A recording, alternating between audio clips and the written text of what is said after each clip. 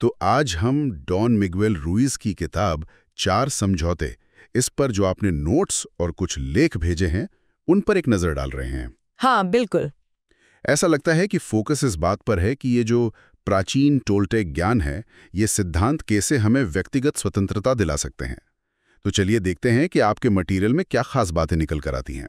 हाँ, ये मटेरियल काफी मिला जुला सा है। एक तरफ तो किताब के जो मूल सिद्धांत हैं उनका सार है, और दूसरी तरफ कुछ आलोचनात्मक नजरिए वाले लेख भी हैं। लेकिन जो एक धागा इन सब में कॉमन दिखता है वो है वो बचपन वाली कंडीशनिंग, जिसे रुइज ने पालतू बनाना या डोमेस्टिकेशन कहा है। अच्छा, डोमेस्टिकेशन। हाँ, उससे कैसे मुक्त हुआ जाए और कैसे आत्म जागरूक बने, ये मुख्य बात है। और आपके नोट्स में जो सबसे पहली चीज हाईलाइटेड है वो है पहला समझौता, कि अपने शब्दों का सावधानी से उपयोग करें। Be impeccable with your word. हाँ बिल्कुल। मतलब ईमानदारी से बोलो, गॉसिप वॉसिप से बचो। एक लेख जो आपने शेयर किया था वो इसे सिर्फ नैतिकता से नहीं जोड़ता, बल्कि इस बात से जोड़ता है कि कैसे हमारे शब्द असल में हमारी रियलिटी और दूसरों की रियलिटी भी बनाते हैं। ये बहुत गहरा विचार है। असल में जब हम अपने शब्द ध्यान से चुनते हैं, मतलब नकारात्मक बातें, अफवाहें, इनसे बचते हैं, तो सिर्फ बाहर का झगड़ा ही कम नहीं होता, बल्कि जैसा आपके एक और सोर्स में लिखा है, हमारे अंदर का जो कॉन्फ्लिक्ट है वो भी शांत होता है। शब्द एक तरह से ऊर्जा है, उनका सही इस्तेमाल जरूरी है। सही कहा। फिर आता है दूसरा समझौता, कुछ भी व्यक्तिगत रूप से ना लें। Don't take anything personally.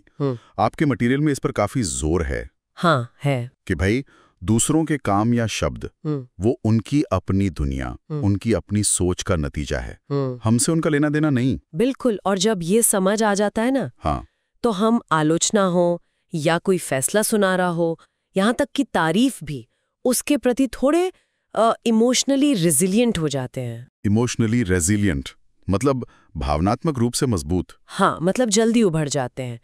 दूसरों की बातों या कामों से जो दुख पहुंचता है वो कम हो जाता है। आपके एक टेक्स्ट में इसे इमोशनल कवच जैसा कुछ कहा गया है। अनावश्यक चोट से बचाने वाला। इमोशनल कवच दिलचस्प है। अच्छा, तीसरा समझौता है धारणाएं न बनाए, डोंट मेक अजम्पशंस। इस पर आपके नोट्स में कुछ सवाल थे कि कितना प्रैक्टिकल है रोजमर्रा की जिंदगी में। हाँ, थोड़ी बहस थी उस पर।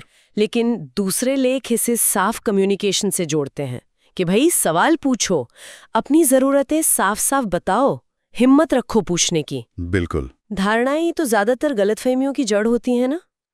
एक सोर्स कहता है कि अंदाजा लगाने के बजाय अगर हम सवाल पूछें तो रिश्तों में भरोसा बढ़ता है, ड्रामा कम होता है। बात तो सही है। सीधा कलेक्शन है बेहतर समझ से। हाँ।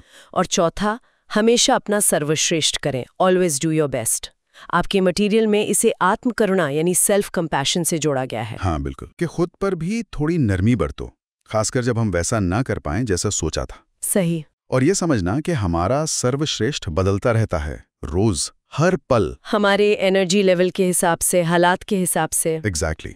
ये समझौता हमें उस परफेक्शन के बोझ से बचाता है। आपके मटेरियल में एक जगह साफ लिखा है कि सर्वश्रेष्ठ का मतलब परफेक्ट होना नहीं है, बस उस पल में, उस वक्त जो आपकी क्षमता है उसके हिसाब से पूरी कोशिश करना है। फोकस प्रोसेस पे रहता है, सिर्फ रिजल्ट पर नहीं। बिल्कुल। तो कुल मिलाकर देखें तो आपके सोर्स मटेरियल से जो थीम निकल रही है वो है पुरानी सीमित करने वाली सोच से आजादी, जागरूकता बढ़ाना और इमोशनल समझ को बेहतर करना। और इन सिद्धांतों की ताकत शायद इनकी सादगी में है। इन्हें लागू करना आसान लगता है। हाँ, सिंपल है लेकिन गहरे हैं।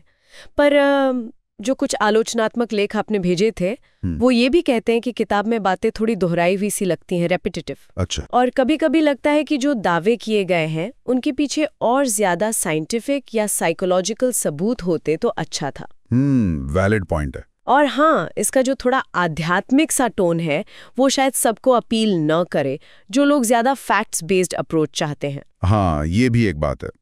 तो आपके मटेरियल के विश्लेषण से लगता है कि ये किताब उन लोगों के लिए शायद ज्यादा काम की है जो पर्सनल ग्रोथ चाहते हैं। हाँ बिल्कुल। बेहतर रिश्ते बनाना चाहते हैं या इमोशनल हीलिंग की तलाश में हैं, और जिन्हें आध्यात्मिक रास्ता चाहिए पर किसी खास धर्म से बंधा हुआ नहीं। निश्चित रूप से। तो निचोड़ यही निकलता है आपके स्रोतों से कि 4 समझौते छोटी सी गाइड है पर असरदार हो सकती है।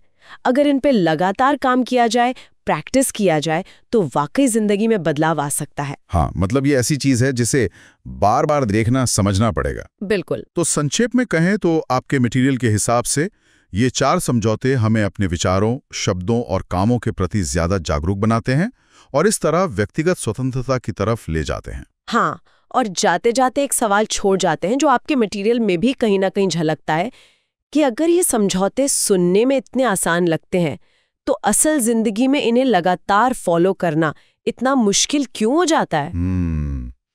सोचने वाली बात है। शायद ये दिखाता है कि हमारे अंदर जो पैटर्न बैठे हुए हैं वो कितने मजबूत हैं और उन्हें बदलने के लिए लगातार सचेत कोशिश क्यों जरूरी है। कि भाई कंटेंट पसंद आया तो लाइक करें, चैनल सब्सक्राइब करें ताकि आगे की समीक्षाएं पहले मिले और कमेंट्स में बताएं अगली किताब कौन सी हो।